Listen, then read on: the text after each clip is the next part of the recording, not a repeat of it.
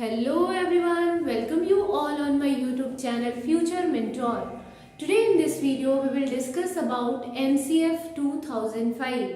आज इस वीडियो में हम डिस्कस करेंगे NCF 2005 को, जिसे कि हिंदी में राष्ट्रीय पाठ्यचर्या रूपरेखा के नाम से जाना जाता है और NCF का फुल फॉर्म है नेशनल करिकुलम फ्रेमवर्क 2005।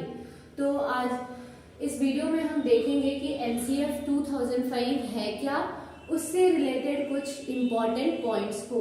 तो आइए देखते हैं सबसे पहले कि NCF है क्या। तो NCF एक रिटन डॉक्यूमेंट है, लिखित दस्तावेज है, जिसके अंदर कुछ गाइडलाइंस दी गई है करिकुलम के लिए, टेक्स्ट बुक के लिए एंड टीचर्स के लिए। अब ये जो गाइडलाइंस है करिकुलम के लिए क्या है कि करिकुलम कैसा होना चाहिए, करिकुलम को इस तरीके से डिजाइन किया जाना चाहिए जिसमें बच्चों को ज्यादा से ज्यादा पार्टिसिपेट करने का अवसर मिले। सेकंड, टेक्स्ट बुक जो होनी चाहिए इसमें भी क्या होना चाहिए, पिक्चर्स वगैरह, इमेजेस वगैरह का यूज करना चाहिए और जिससे बच्चे जो है वो पढ़ने में इंटरेस्ट ले। और साथ में जो टेक्स्ट बुक के अंदर जो चीजें यूज की जाएगी, जो भी लिखा जाएगा कंटेंट, वो रियल लाइफ से भी कनेक्ट करता हुआ होना चाहिए। Third one is teachers.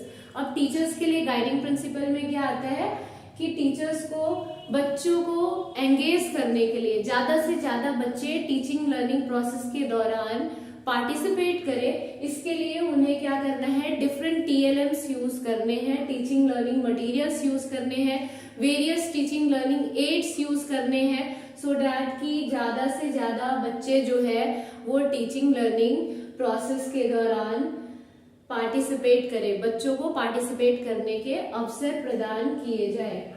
Now coming to the next point, अब आता है कि लर्न, इसका जो टैगलाइन है वो क्या है। तो इसका जो मेन टैगलाइन है लर्निंग विदाउट बर्डन, शिक्षा बिना बोझ के। अब ये जो शिक्षा है ये बिना बोझ के कैसे हो पाएगा। जनरली हमें बोझ कब फील होने लगता है, उसके कई सारे पॉइंट्स हो सकते हैं, जैसे अगर आपका स्कूल घर से काफी दूर हो। सेकंड थिंग, आपको जो भी स्कूल में पढ़ाया जा रहा है वो इंटरेस्टिंग ना लगे या समझ ही ना आए, है ना। थर्ड पॉइंट और क्या हो सकता है कि आपको कुछ ऐसी चीजें पढ़ाई जा रही है जो आपके रियल लाइफ से कनेक्ट नहीं हो रहा हो।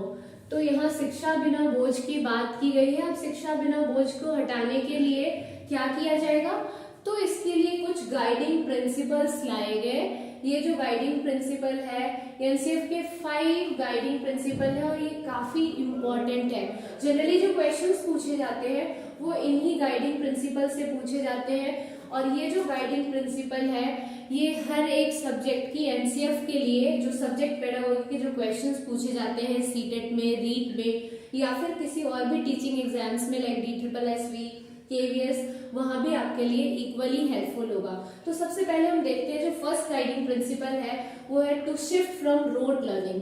मीन्स शिक्षा को क्या करना है, रोट लर्निंग से बाहर लाना है। मीन्स टीचर्स को क्या करना है, यहाँ मीनिंगफुल लर्निंग पे फोकस करना है, शिक्षा को रोट लर्निंग से शिफ्ट करवाना है। पहले जो हम रटने की विधि को जो अपनाते थे उसकी जगह अब क्या करना है, हैंड्स ऑन एक्टिविटी को ट्राई करना है। बच्चे जो है वो लर्निंग बाय डूइंग के थ्रू पढ़ाई करें, रटने की जगह क्या करें, एक्टिविटी कर करके बच्चे सीखे। तो first guiding principle is to shift from rote learning. Second is connecting note to life outside. इसका मतलब क्या है कि जो भी पढ़ाया जा रहा है वो आउटसाइड वर्ल्ड से कनेक्टेड होना चाहिए। आप जो भी पढ़ा रहे हो, जो भी मटेरियल्स बुक के अंदर है, वो क्या करे, बच्चों को बाहर की जिंदगी से भी कनेक्ट करे। Third one is examination should be flexible. Examination system क्या होना चाहिए, फ्लेक्सिबल। अभी हमने बात की शिक्षा बिना बोझ के। बच्चों को बोझ तभी लगने लगता है जब एग्जामिनेशन जो होगा वो फ्लेक्सिबल नहीं होगा, स्ट्रिक्ट होगा। तो यहाँ पे बिना बोझ के करने के लिए क्या किया गया है, एग्जामिनेशन सिस्टम को फ्लेक्सिबल बनाने की बात की गई है। फ्लेक्सिबिलिटी का मतलब यहाँ क्या है कि हम जो बच्चों की असेसमेंट करेंगे वो सिर्फ बच्चों के एकेडमिक एरिया के थ्रू नहीं करेंगे। यहाँ एकेडमिक और नॉन एकेडमिक दोनों को ही ऐड करने की बात की गई है और इसी को ध्यान में रखते हुए 2009 में CCE को लाया गया और CCE को ताकि जो बच्चों का डेवलपमेंट हो वो ओवरऑल डेवलपमेंट हो। जैसे कि आपको पता होगा सीसीई में बात की गई है किसकी, एकेडमिक, स्कोलेस्टिक एंड को scholastic activity, means academic activity plus को करिकुलर एक्टिविटी, मींस बच्चों के असेसमेंट उनके जो एकेडमिक एक्टिविटी है उसके बेसिस पे भी करने हैं और साथ में को करिकुलर एक्टिविटी लाइक बच्चा डांस में कैसा है, आर्ट में कैसा है, जो बाकी एक्टिविटीज है उनमें, गेम्स में, स्पोर्ट्स में कैसे है, उसके बेसिस पे भी बच्चों की असेसमेंट की जाती है। Fourth one is curriculum go beyond text book, means जो करिकुलम होगा वो टेक्स्ट बुक तक ही सीमित नहीं होना चाहिए, वो टेक्स्ट बुक से बाहर भी होना चाहिए। बाहर का मतलब यहाँ है वो रियल लाइफ से कनेक्ट करता हुआ होना चाहिए। And the last one is nurturing and overriding identity.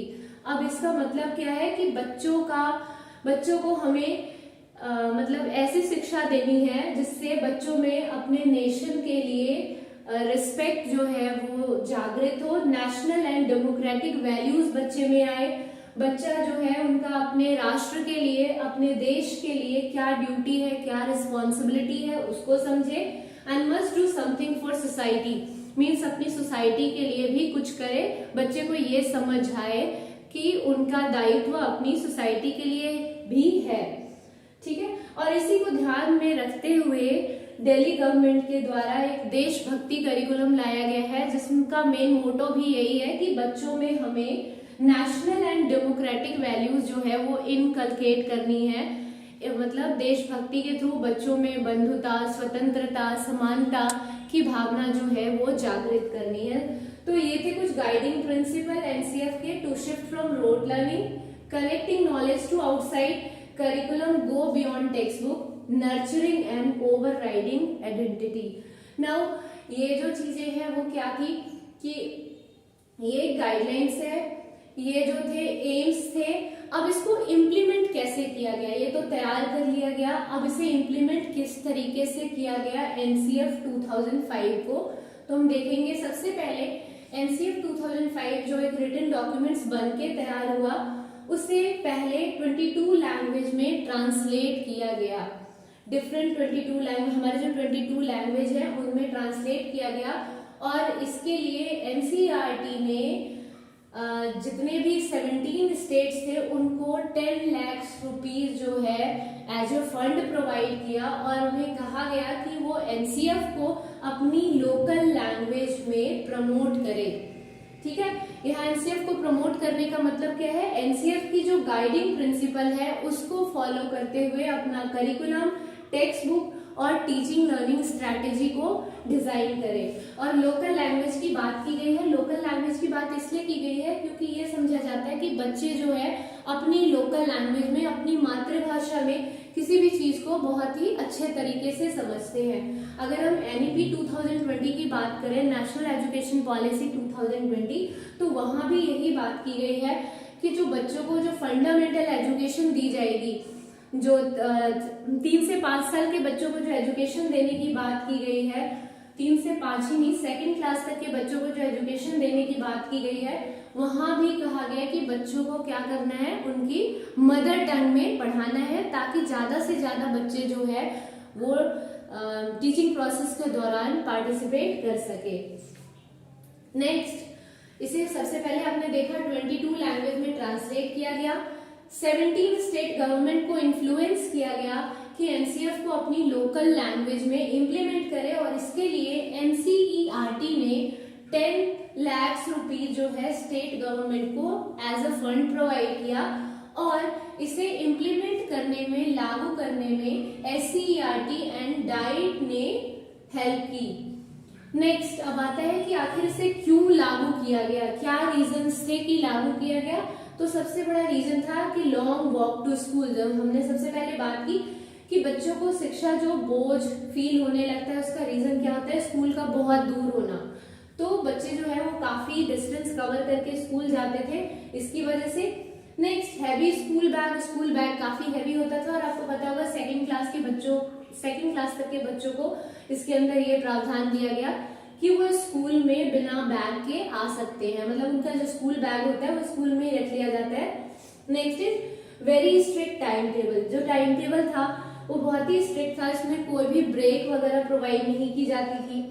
Next is badly design infrastructure, this is very very important.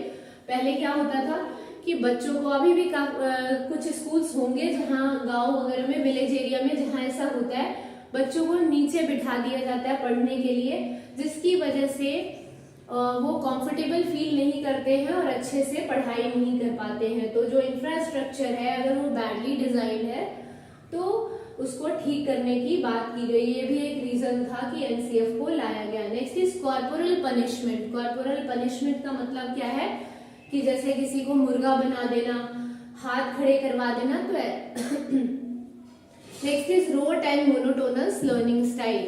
Road means वही रटने वाला सिस्टम, और मोनोटोनस लर्निंग का मतलब क्या है कि सेम तरीके से पढ़ाना, कोई चेंजेस नहीं लाना, टाइम टू टाइम उसमें जो हमारी टीचिंग लर्निंग स्ट्रैटेजी है उसमें कोई चेंज नहीं करना, कोई एडवांसमेंट या मॉडिफिकेशन नहीं लाना।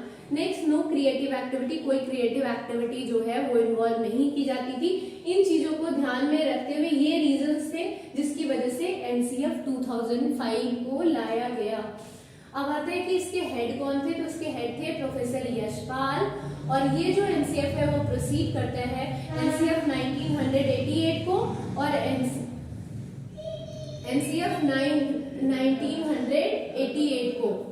नेक्स्ट, इसमें किस पे फोकस किया गया, तो यहाँ क्रिएटिव लर्निंग पे फोकस किया गया है, रचनात्मक अधिगम पे फोकस किया गया है, चाइल्ड सेंटर्ड मोड की बात की गई है। चाहे हम एनसीएफ की बात करें या फिर हम एनईपी की बात करें, हर जगह ही चाइल्ड सेंटर्ड मोड की बात की गई है। चाइल्ड सेंटर्ड मोड का मतलब क्या है कि बच्चों को आप केंद्र में रखेंगे।